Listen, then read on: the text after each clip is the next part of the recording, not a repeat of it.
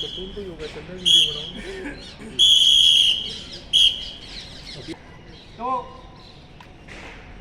तीन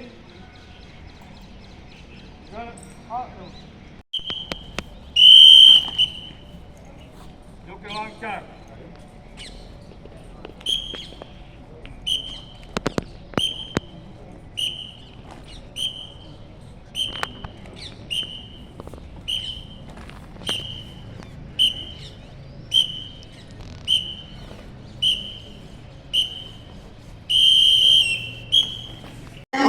के आग्रह पर हमारे उत्सव हमारे कार्यक्रम में इसी तरह से हमें अनुग्रहित करते रहें।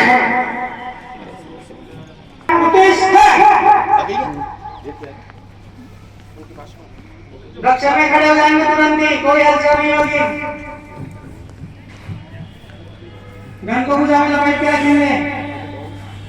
छोटे भैया रंगों को देख रहे हो, भुजा में लपेटा दो इसको।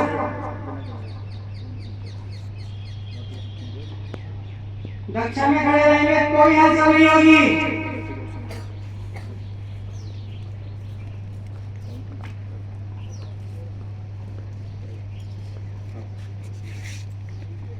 कोई दाग के जरूर कोई नहीं देखेगा, सीधे रक्षा में खड़े रहेंगे।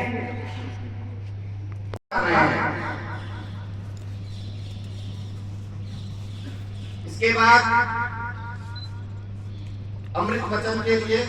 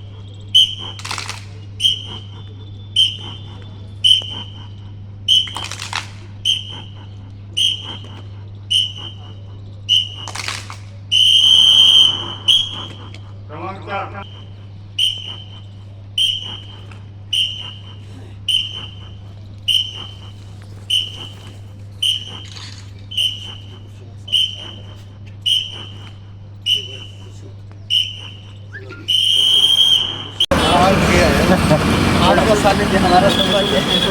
नहीं हमारा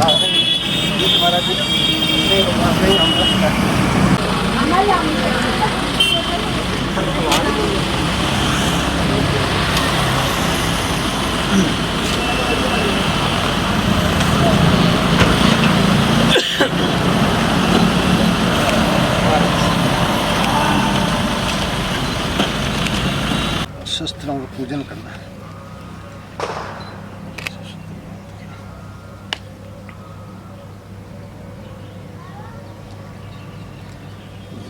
कुमकुम वगैरह थोड़ी इसमें दिखा नहीं।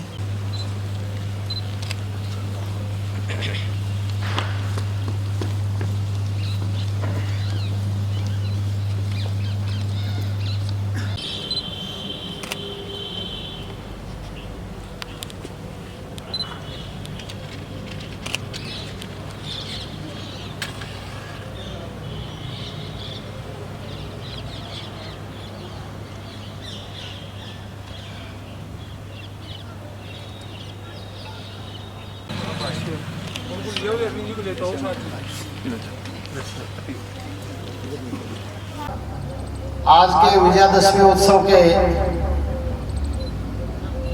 मंच पर उपस्थित पूज्य संत भावना जी महाराज, जिनका सानिध्य संघ को हमेशा से मिलता रहा है, और इनके पूज्य गुरुदेव, उनका भी सानिध्य हमेशा मिलता रहा है। आश्रम संघ के लिए हमेशा खुला रहता है। तो ऐसे पावन पूज्य संत के सानिध्य के अंदर विजयादशमी उत्सव मनाने के लिए आए हुए स्वयंसेवक बंधुओं, संघ के निमंत्रण पर इसी बस्ती के आए हुए नागरिक बंधुओं, मातृशक्ति दुर्गाओं, आज संघ का 57 वर्ष के कार्यक्रम के निमित्त हम सब यहाँ पर आए। आज विजयादशमी का दिन है। आज से ठीक 100 वर्ष पूर्व आज ही के दिन संघ के संस्थापक डॉक्टर हेडगेवार जी ने कुछ विद्यार्थियों को लेकर एक हिंदू संगठन की कल्पना करके कार्य का बीजारोपण किया। उस दिन ने तो नाम तय था, न कोई कार्यक्रम तय थे, मन का एक संकल्प कि हम मिलकर एक हिंदू संगठन कर रहे हैं। और आज 100 वर्ष बाद इसका एक विराट रूप के सदस्य के रूप में हम सब यहाँ उपस्थित हैं। वर्तमान समय की जो परिस्थितियां हैं, लगभग इसी प्रकार की परिस्थितियां उस काल में भी थी। हमारा देश अंग्रेजों के खिलाफ संघर्ष कर रहा था। भारत स्वतंत्र हो, इसके लिए स्वतंत्रता आंदोलन 1857 से तो राष्ट्रव्यापी शुरू हो गया। बालक केशव नागपुर का जन्म, बचपन के अंदर ही उनके मन में भी जो देशभक्ति का वातावरण था, स्वतंत्रता आंदोलन का वातावरण था, उसका असर उस बालक के मन पर भी था। पढ़ाई करते करते ध्यान में आया हमारा देश गुलाम है। आर्थिक दृष्टि से कहेंगे तो उनका परिवार बहुत सामान्य से अति सामान्य था। जिस परिवार में जन्म हुआ, एक समय भोजन मिला तो दूसरे समय मिलेगा कि नहीं, ऐसी घर की स्थिति। कोई मेहमान आ गया तो वो चाय भी पिलाने की स्थिति नहीं। किंतु उस बालक के मन के अंदर एक भाव था देशभक्ति का।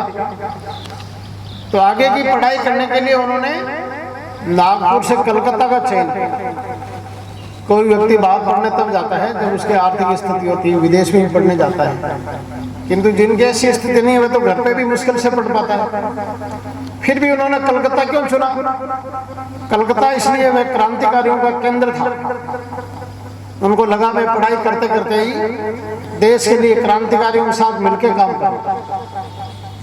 इसलिए नागपुर से दूर कलकत्ता जाके उन्होंने पढ़ाई की। पढ़ाई करते मेडिकल की पढ़ाई, और पढ़ाई करते करते क्रांतिकारी का काम भी साथ में उन्होंने किया। अनुशीलन समिति के सदस्य बने, कोकिन उनका नाम भी रहा।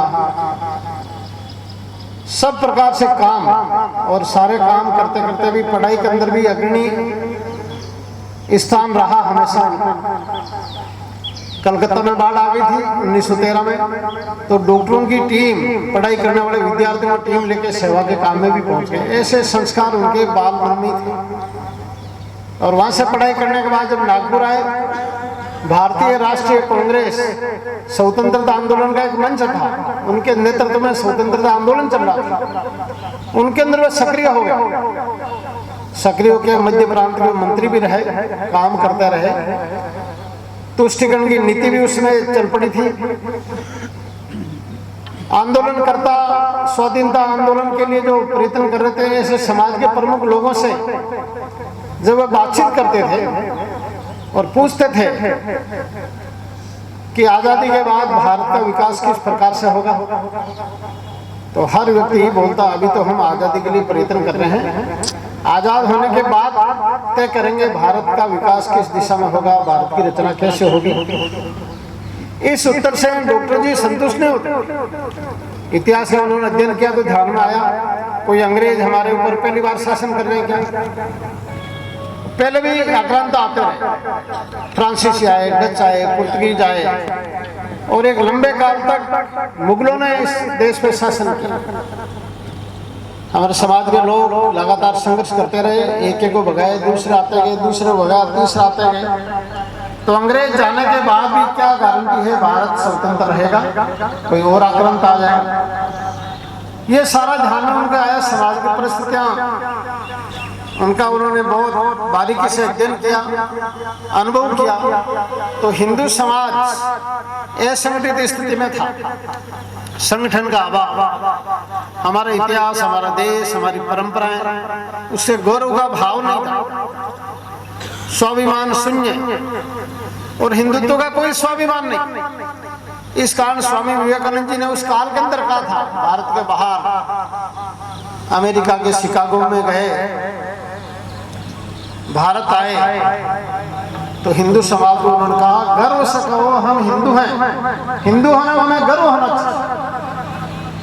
किंतु उस समय के नेतृत्वकर्ताओं के मन के अंदर हिंदुत्व के प्रति एक हीनता का भाव आ गया था और हमारे देश के एक प्रधानमंत्री हो गए थे, तो उन्होंने कहा था, भाई एक्सीडेंटल हिंदू, मैं दुर्घटनावश हिंदू। तो इस प्रकार हिंदुत्व के प्रति एक स्वाभिमान, हीनता का भाव, आत्मगौरव नहीं था, व्यक्ति का सोच स्व केंद्रित हो गया। तो इन सब कारणों से हमारा देश लगातार गुलाम होता जा रहा है। इसलिए एक एक व्यक्ति के मन के अंदर देशभक्ति के भाव, और कोई भी देश और समाज तभी आगे बढ़ता है जब उस देश का हर नागरिक जागृत नागरिक होता है, हर नागरिक के मन के अंदर देश और समाज के प्रति एक भाव होती है, काम करने का जज्बा होता है, तभी हमेशा देश खड़ा होता है। तो इतने सारे स्वाधीनता आंदोलन के अंदर काम करते करते डॉक्टर जी ने उन सब कार्यों से दूरी बनाकर और मन के अंदर एक संकल्प लिया, मैं हर नागरिक के अंदर इस प्रकार के देशभक्ति का भाव खड़ा करूंगा, और जागृत नागरिक होंगे तभी हमारा देश आगे बढ़ेगा। इस संकल्पना को लेके, इस भावना को लेके 100 वर्ष पहले विजयादशमी के दिन डॉक्टर जी ने कुछ बालकों को लेकर संघ का कार्य प्रारंभ किया। संग सरिता बह रही है, भेद कर विस्तृत शिलाओं को, एक लघु धारा चली थी। जैसे हम गंगा का इतिहास, तो गोमुख से निकली हुई गंगा पहाड़ों से अलग अलग प्रकार की चट्टानों को भेद कर मैदानी भाग को सिंचित करते करते जब गंगा सागर में मिलती है तो एक अथाह रूप, विराट रूप देखने को मिलता है। उसी प्रकार 100 वर्ष पहले संघ रूपी गंगा एक छोटे से स्थान पर कुछ विद्यार्थियों को लेकर प्रारंभ हुआ, और आज 100 वर्ष बाद देखते हैं तो भारत ही नहीं, भारत के बाहर दुनिया भर के अंदर जहाँ जहाँ हिंदू रहता है वहाँ पर, भारत के बाहर भी 40 देशों के अंदर नियमित रूप से गतिविधियाँ, भारत के सभी राज्यों में, सभी जिलों में, जिलों के नीचे तहसीलों में, और अभी जब हम शताब्दी वर्ष का कार्यक्रम कर रहे हैं तो एक एक मोहल्ले के अंदर हम कार्यक्रम कर रहे हैं, हम इस बस्ती के अंदर कार्यक्रम कर रहे हैं। आज के दिन अनेक स्थानों पर इसी प्रकार देश भर में कार्यक्रम हो रहे हैं। इन 15 दिन के अंदर लगभग भारत में 2 लाख से अधिक स्थानों पर विजयादशमी का उत्सव हम संपन्न कर रहे हैं। इतना एक विराट रूप संघ का खड़ा होगा। संघ का उद्देश्य व्यक्ति के अंदर देशभक्ति की भावना, इसी कारण से इसका नाम भी राष्ट्रीय स्वयंसेवक संघ। राष्ट्रीय हमारा देश, और स्वयंसेवक किसे कहते हैं? स्वयं की प्रेरणा से, खुद की इच्छा से देश और समाज के लिए निस्वार्थ रूप से जो काम करता है, कोई बिना अपेक्षा के, बिना स्वार्थ के जो भावना से काम करता है, वह स्वयंसेवक कहलाता है। और ऐसे स्वयंसेवकों का जो समूह है वह संघ कहलाता है।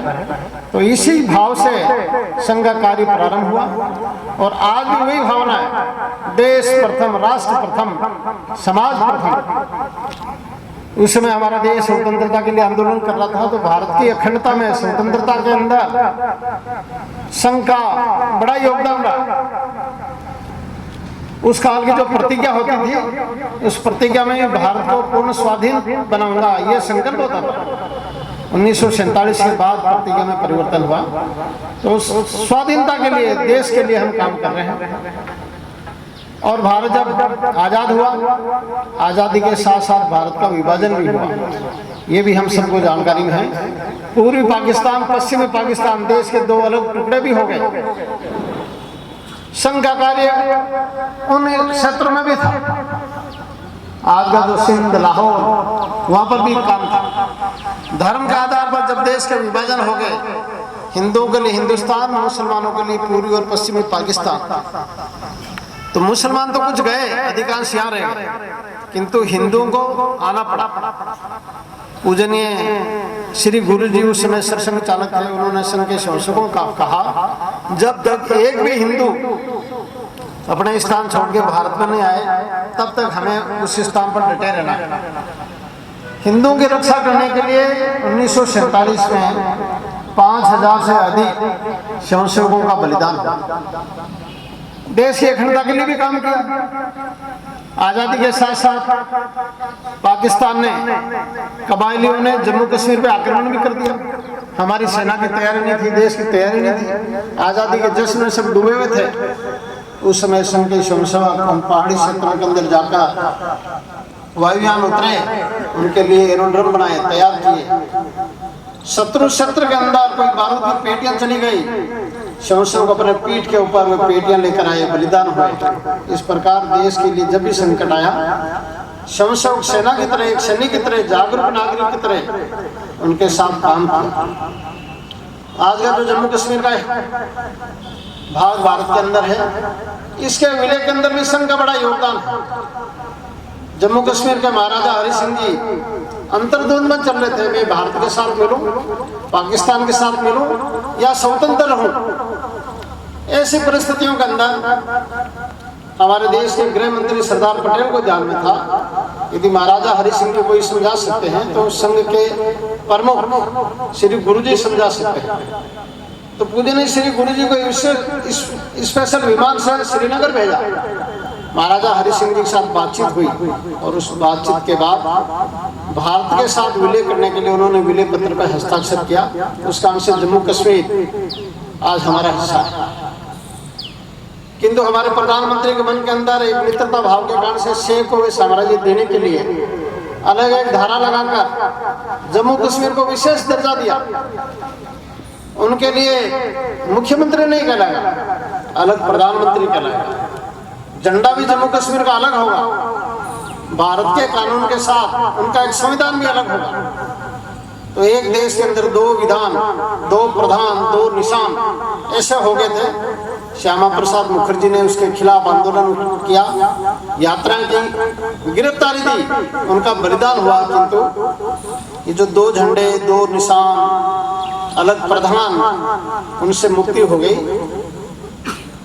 किंतु नेहरू जी ने धारा 370 लगा, विशेष दर्जा देकर। उसके लिए संघ ने काम किया। गोवा मुक्ति के लिए संघ के स्वयंसेवकों ने आंदोलन किया।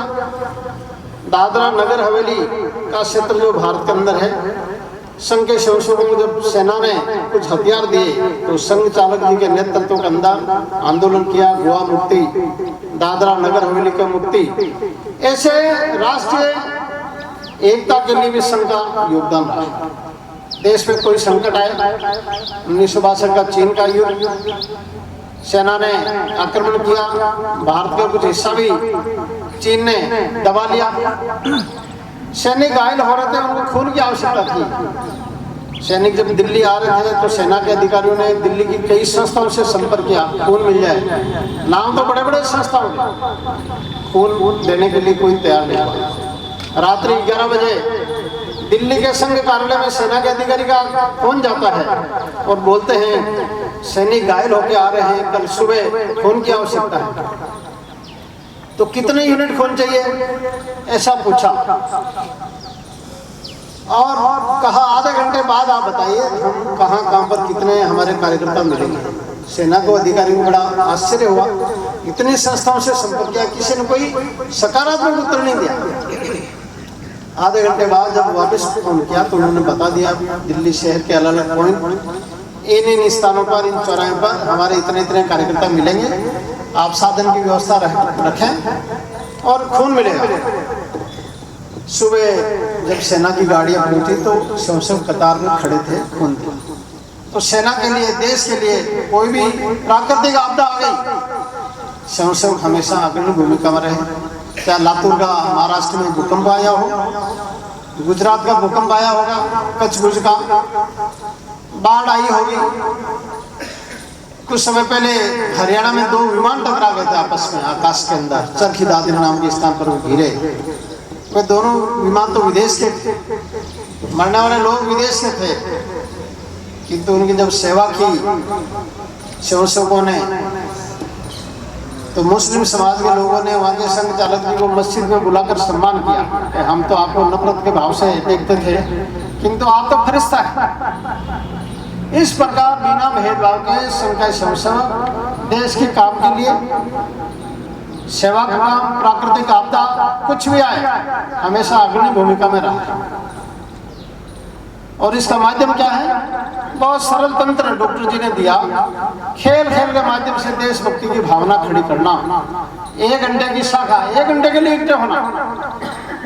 कोई अनजान व्यक्ति मैदान में देखता है तो क्या ध्यान में आता है? खेल खेल रहे हैं, बालक खेल खेल रहे हैं, कुछ जवान खेल खेल रहे हैं, कुछ योग कर रहे हैं, थोड़ी देर देशभक्ति कुछ गीत बोलते हैं, चर्चा करते हैं। ऐसे 1 घंटे इकट्ठे होना, खेल खेल के माध्यम से देश और समाज के लिए जीने वाले लोग तैयार करना, ये आधुनिक युग के अंदर नया तंत्र से राष्ट्रभाव का जागरण खड़ा किया।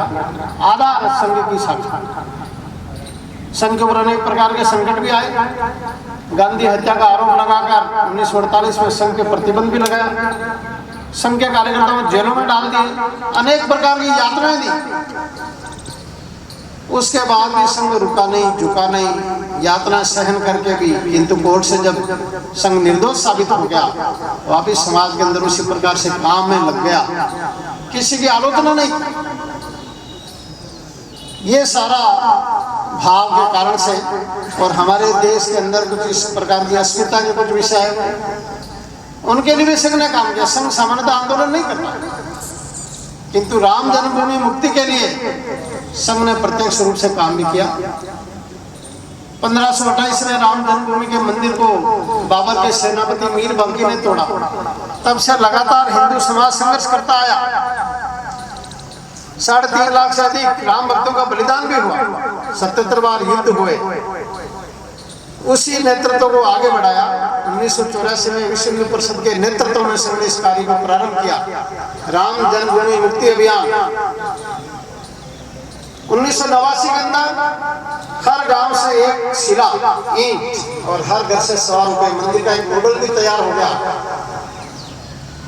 2.25 लाख गाँव में उसमें पहुंचे, 3.25 लाख ईंटें वहां पर पहुंची। जन्मभूमि के मंदिर के लिए भूमि पूजन भी हो गया। बाद में सरकार के हस्तक्षेप से कारण से काम रुका। कार सेवा हुई, पहली और दूसरी कार सेवा।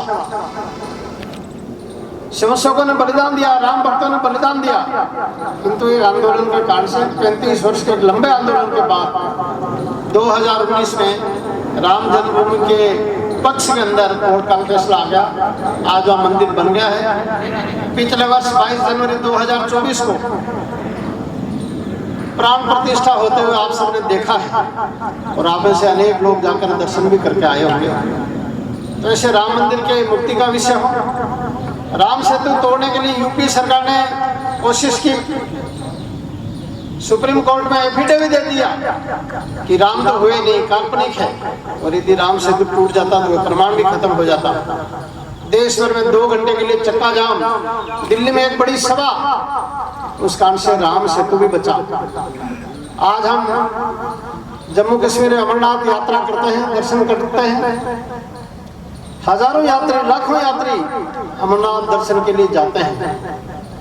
वहाँ हिंदू समाज के लोग सेवा के लिए लंगर लगाते हैं, भोजन की व्यवस्था, रुकने की व्यवस्था, चिकित्सा की व्यवस्था।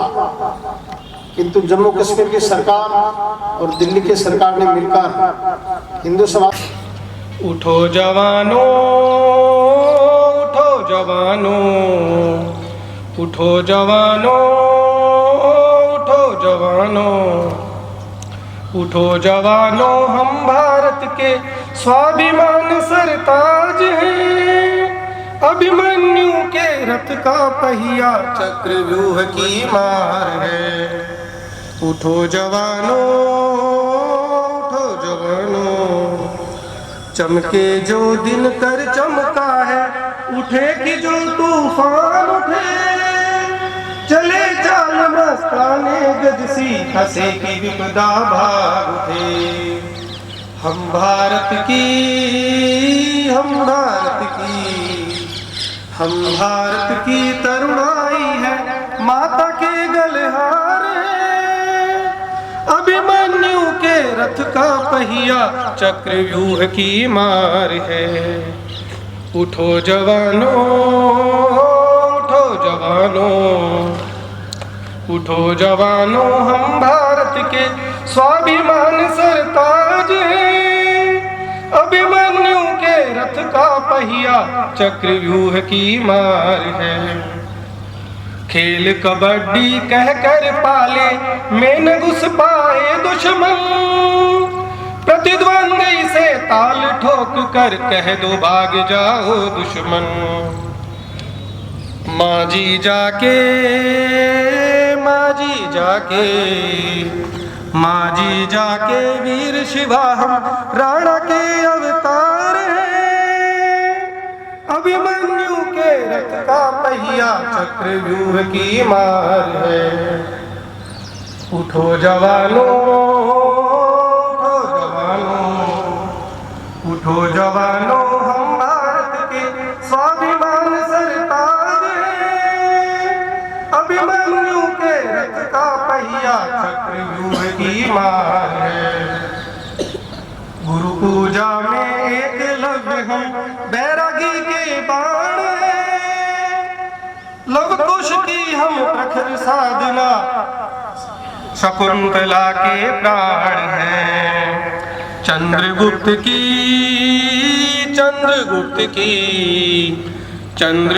की दिग्विजयों के हम ही खेवनहार हैं। अभिमन्यु के रथ का पहिया चक्रव्यूह की मार है। उठो जवानों, उठो जवानों, उठो जवानों, हम भारत के स्वाभिमान सरताज हैं। अभिमन्यु के रथ का पहिया चक्रव्यूह की मार है।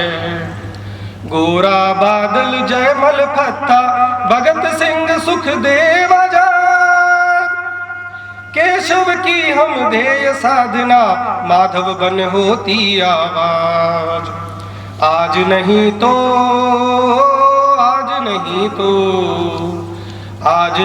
तो कल भारत के हम ही पहरेदार हैं। अभिमन्यु के रथ का पहिया चक्रव्यूह की मार है। उठो जवानों, उठो जवानों, उठो जवानों, हम भारत के स्वाभिमान सरताज हैं। अभिमन्यु के रथ का पहिया चक्रव्यूह की मार है। उठो जवानों, उठो जवानों।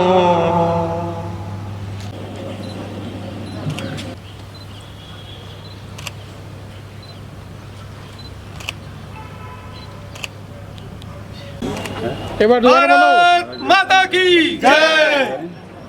ठीक है साहब, और आ जाओ।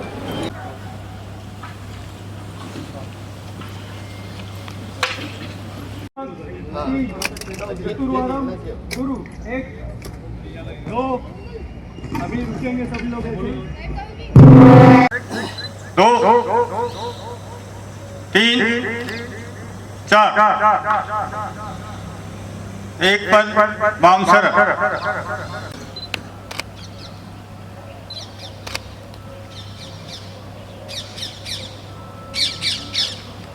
ये तो भगवान के चढ़ाए के ऊपर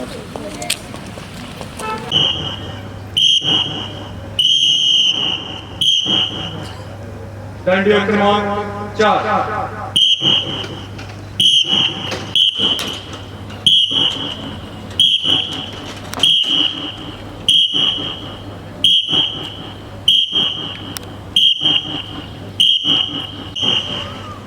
दंडिया क्रमांक 3।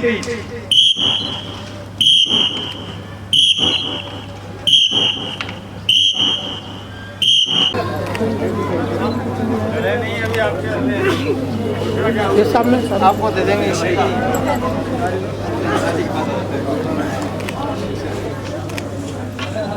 ठीक है जी।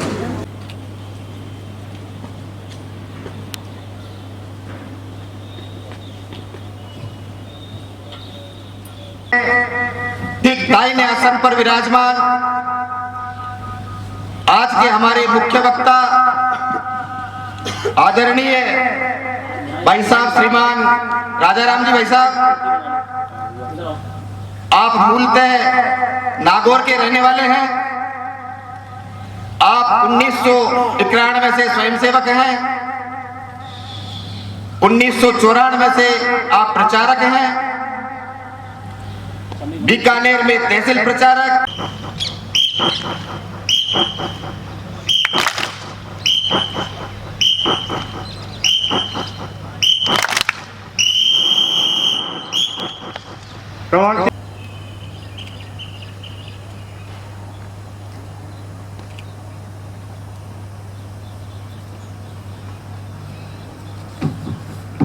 ध्वज प्रणाम 1 2 3।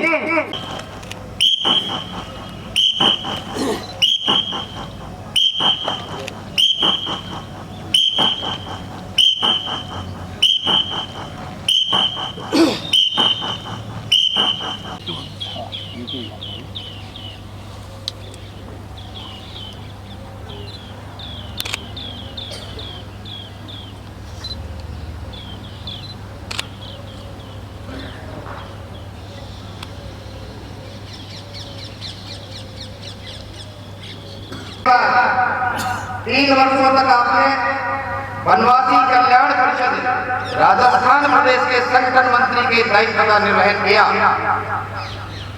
वर्ष 2008 से 18 से आप विश्व हिंदू परिषद में जयपुर प्रांत के संगठन मंत्री रहे।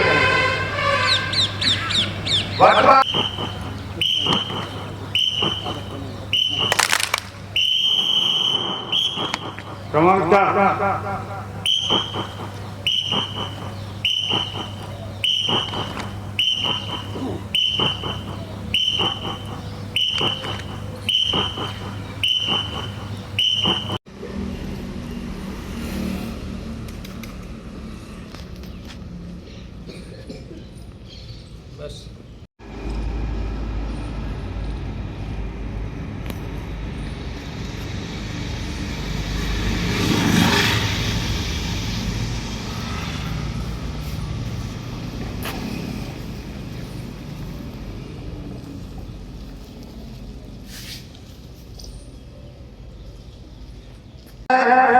आपका केंद्र जयपुर है, इस नाते आप हमारी संभाल कर रहे हैं। इसके बाद अमृत वचन के लिए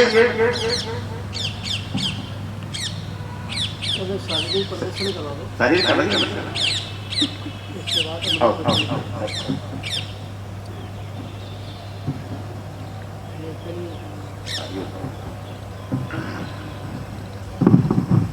योग करने वाले सांसद ये डॉक्टर हेडगेवार जी ने कहा, संगठन ही हमारे राष्ट्र की प्रमुख शक्ति होती है।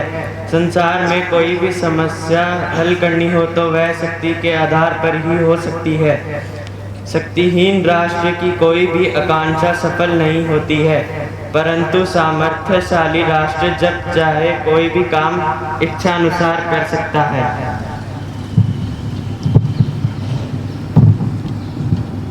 आगे के लिए योगेश जी जारी किया। हमारे देश की परंपरा रही है, जो भी संस्थाएं व्यक्ति जो देश और समाज के लिए काम करता रहा उनका हमेशा सम्मान होता है। तो एक संघ का स्वयंसेवक आज देश का नेतृत्व कर रहा है, दुनिया का नेतृत्व कर रहा है। भारत की बातें दुनिया स्वीकार कर रही है। योग अंतर्राष्ट्रीय दिवस पर योग दिवस मनाए जा रहे हैं, दुनिया के अनेक देश योग कर रहे हैं। भारत का जीवन मूल्य दुनिया स्वीकार कर रही है, हमें हमारे व्यवहार में लाने की आवश्यकता है। इस प्रकार का संकल्प लेंगे, आने वाले समय के अंदर हमारा मोहल्ला जागरूक रहेगा। तो मुझे लगता है जिस उद्देश्य को लेकर संघ शताब्दी वर्ष बना रहा है, समाज को जागरूक कर रहा है, हम सब मिलकर ये काम करें। ये केवल स्वयंसेवकों का काम नहीं, पूरे समाज का काम है। इसी भाव को लेकर हम काम करें, इतना ही निवेदन है।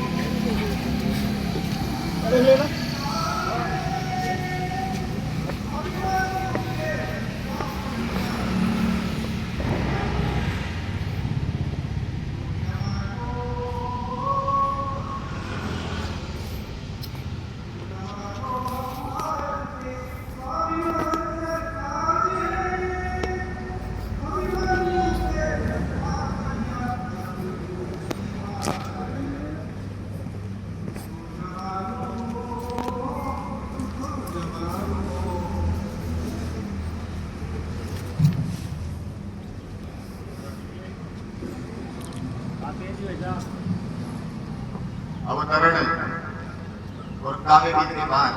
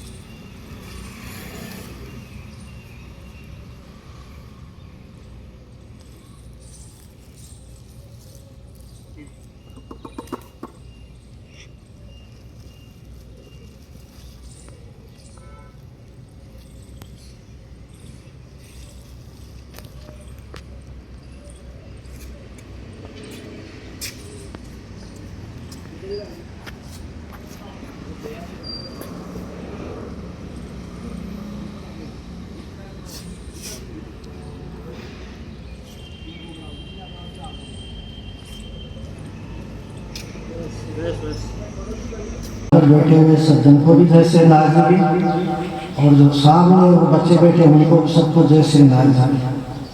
सबको पता है कि आज उत्सव क्या है। आज उत्सव वो है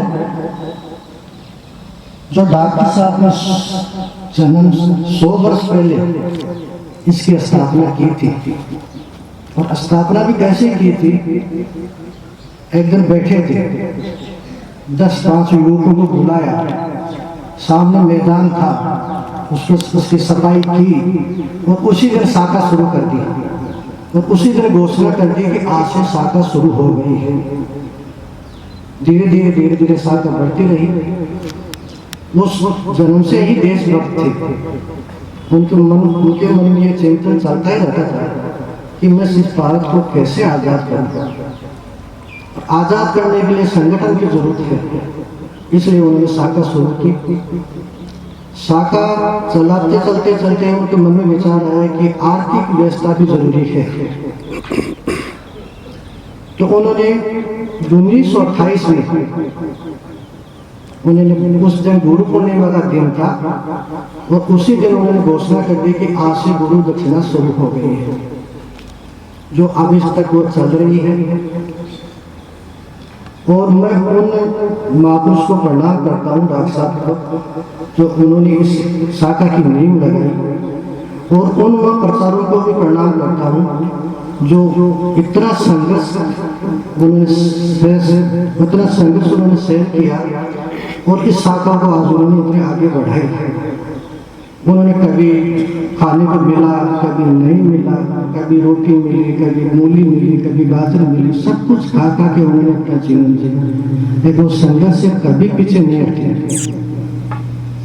इसलिए मैं तो सभी को आपको यही कहूँगा, आप सब संकल्प यही लेके जाए कि हम इस भारत के लिए एकजुट होकर अच्छा कार्य करें। और डॉक्टर साहब का भी यही सपना था कि संघ और समाज दोनों को मैं एक करूँ। तो वो अभी पूरा हुआ नहीं, हो रहा है, गति धीमी है, लेकिन अपन सब मिलके इसको यदि चाहेंगे अब की बार 100 साल पूरे होंगे तब तक इसको भी पूरा कर देंगे। तो इससे ज्यादा तो मैं कुछ कहूँ जैसे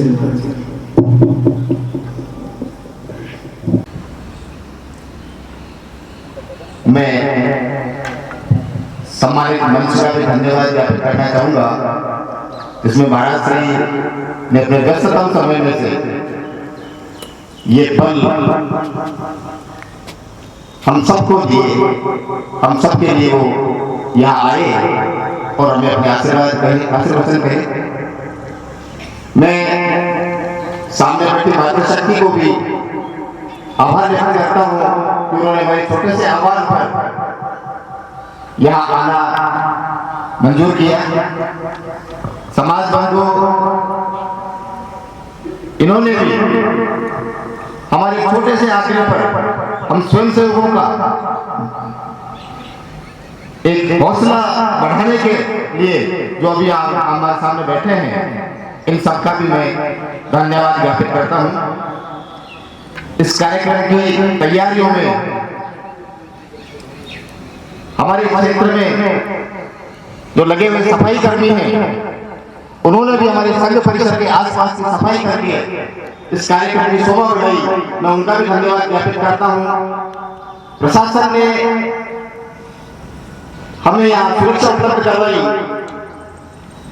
उसके लिए मैं प्रशासन का भी धन्यवाद ज्ञापित करता हूं।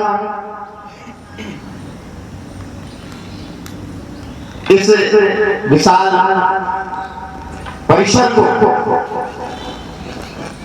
निःशुल्क राष्ट्रीय स्वयंसेवक संघ के इस कार्यक्रम को करने के लिए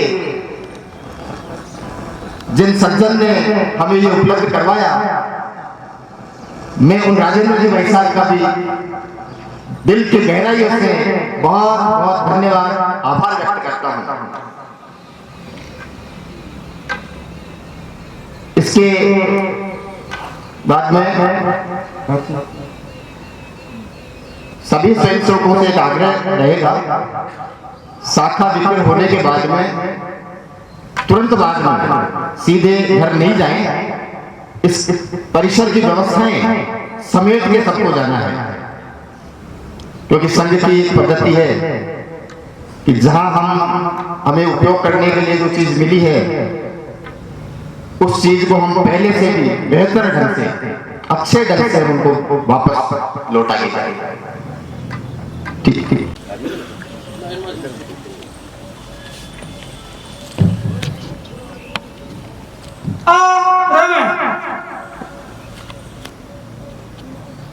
संघाध्यक्ष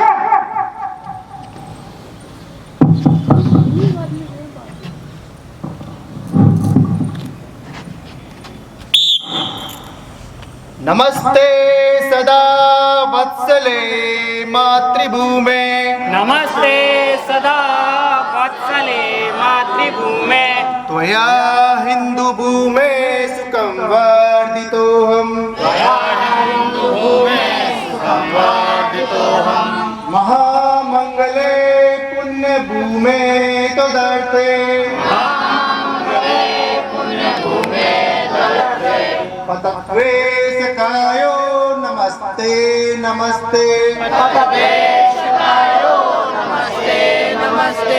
प्रभो शक्तिमान हिंदू राष्ट्रांग भूता,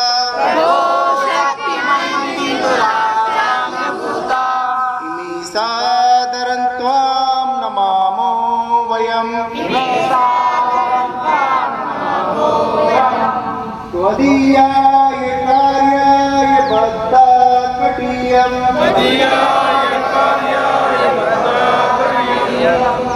शुभामासि सन्देहि तत्पूर्ते, अजन्याञ्च विश्वस्य देहि सशक्ति,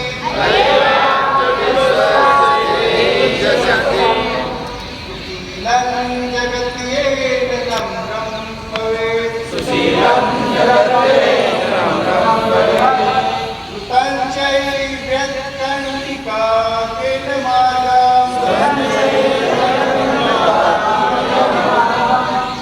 यदुशीकटन्नस्तुवं कार्यत्,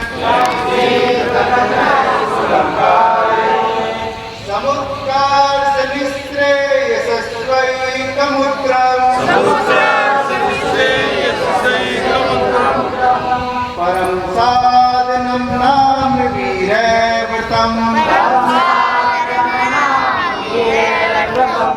तदन्त स्फूर्तस्य या देहि निष्ठा, विदन्ते प्रजागर्त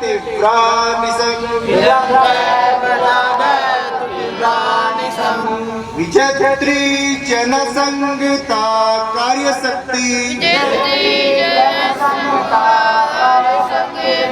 विदायास्य धर्मस्य संरक्षणम्